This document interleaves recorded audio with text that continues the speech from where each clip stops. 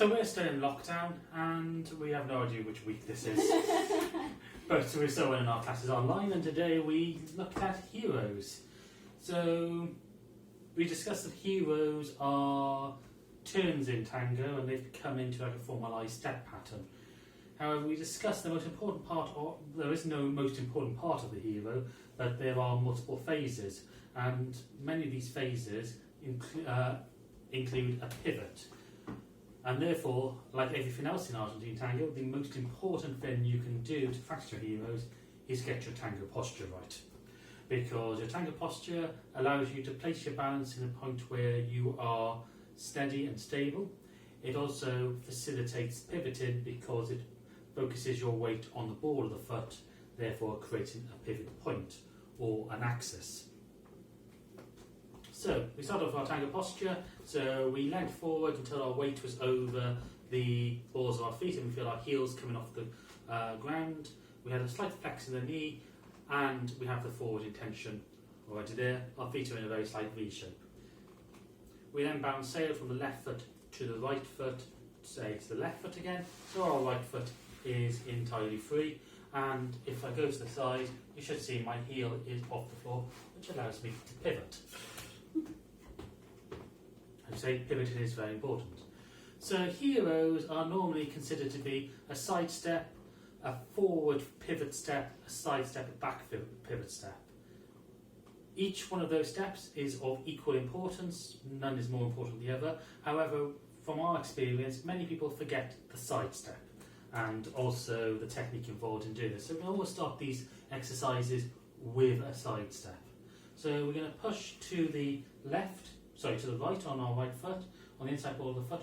We're going to take our weight over that ball of the foot, therefore establishing our axis and balance line. We're going to let our trailing leg come in slowly to the collect position. So when doing a Giro and practicing, you should always come to this collect position. I've still got my weight forward over the ball of our feet, or over the ball of my right foot, so that I am balanced. We're now going to work on the forward step with the pivot with this exercise. So I'm going to step forward on the left foot as we do normally. However, in a Giro, we're going to be moving around our partner. This is from a follower's point of view, but leaders can do this as well. So we're going to arch our foot around, which is starting to build up tension and angular momentum. We're going to twist our chest towards our partner, as if we're going to come around them, which builds up tension in our back. And as we step forward and bring our weight over the knee, re-establishing our access, and releasing the trailing leg to come to the collect position, we're going to release that torsion, so my weight is over the ball of the foot, my heel is off the ground, and I can use that to pivot through. I can brake by either dropping my left heel or using my right foot as a brake as well. So that one more time, stepping forward, arching around, twisting our chest, bring our chest over and coming together. I would say the side step should not be neglected. So we're now going to take another side step to the right, pushing on the inside ball of the foot, maintaining that good technique and our good tango posture. And again, we're going to step forward and pivot around. Normally when we dance this, we shouldn't just extend the leg and then move after. It should be all in one more fluid motion, otherwise it becomes disjointed. So it's more of a step, pivot, step, bringing that chest over in one go, as well as we twist our chest, because in a Giro we are moving around our partner, therefore we need to keep that chest to chest connection. We can do the same exercise with a back pivot. So again, always start with the side step if we're practicing, just so we emphasise the side step phase of a Giro. So we're stepping, bringing the feet together. This time we're going to pivot our lower body around to be able to take a back step with our left foot. In order to do this and maintain this sort of torsion for the chest that we want to keep our chest facing in our original direction, which in this case is forward, and pivoting our lower body, reaching around with our back step, once again pushing on the inside ball of the foot like we do with a normal back step, stepping onto it as we reach that torsion in the chest. So we're now facing in the other direction, and we're going to take a side step to the right and do this again. So we're keeping our chest down towards our back wall, to our lovely logo, stepping back on the inside ball of the foot, stepping back, bringing the feet to the cleft and then concentrating on this side step. Of course, you can do this, we've done these all to our left, we can also do these to our right, and for good practice you should do them in both directions. We can now pick any combination of side step and then pivot step, whether it be a forward pivot or back pivot. So normally when people do a hero, they always assume it's going to be side step, then a pattern of forward step, pivot, side step, backward step, pivot, bring feet together, and then just continue that pattern, but that need not be. We can do it as whatever patterns we want. Coming on to just being able to practice this now, as if you are a solo tango dancer, you could practice them around a chair. Here is a chair. However, this does not represent what a leader looks like. As you can see, the chair is much wider than me, has much more depth to me. It also has corners. Sharp corners, it's square. You could try it with a wheelie chair. Here's a wheelie chair. Again, I sit on a wheelie chair.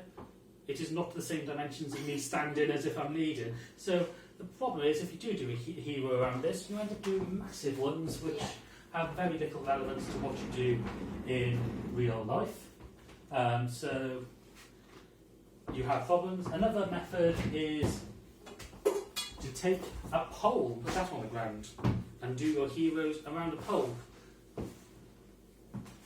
It is slightly better approximation to me than a chair. At least it's not cubic in form.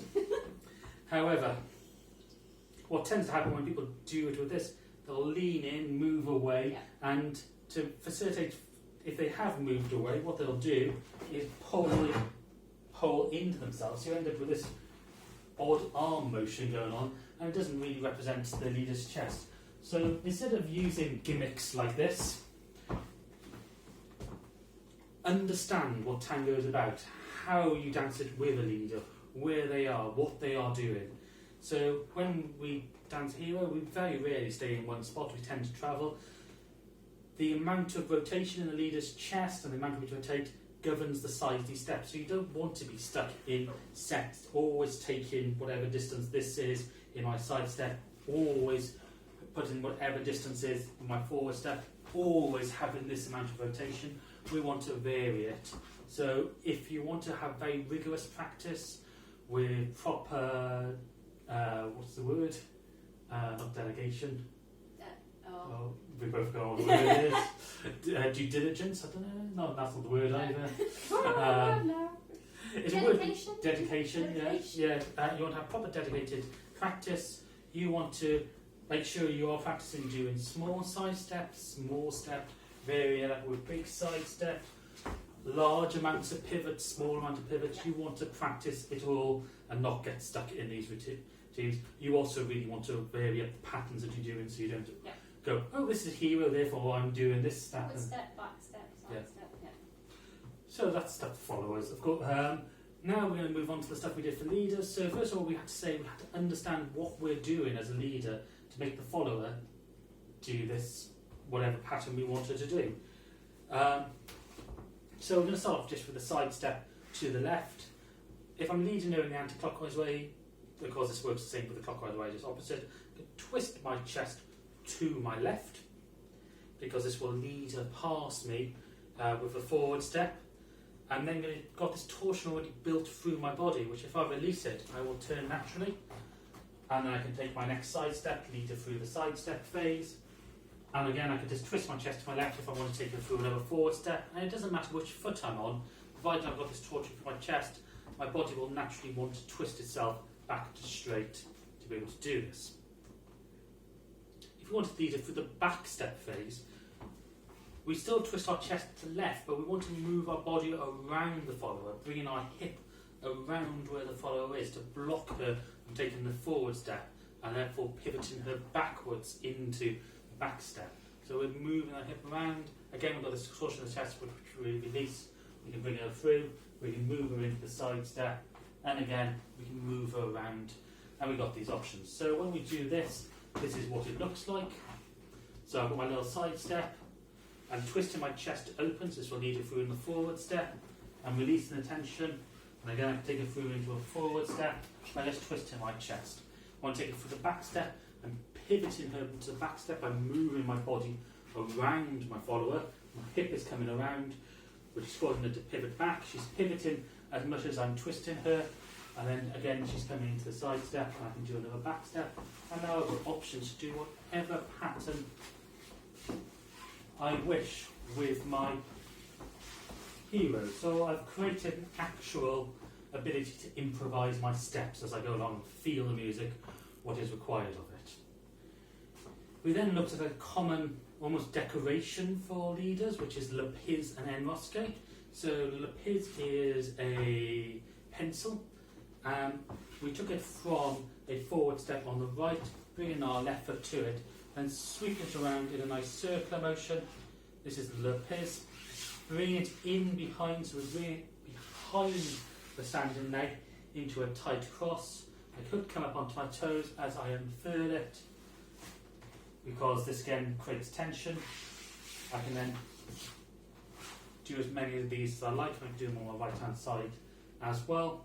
There are lots of solo men's technique videos on YouTube, which we discussed as well, where you might see somebody stepping forward, going into the enrosque, coming out into the lapiz and going again, or doing multiple of them, so step in.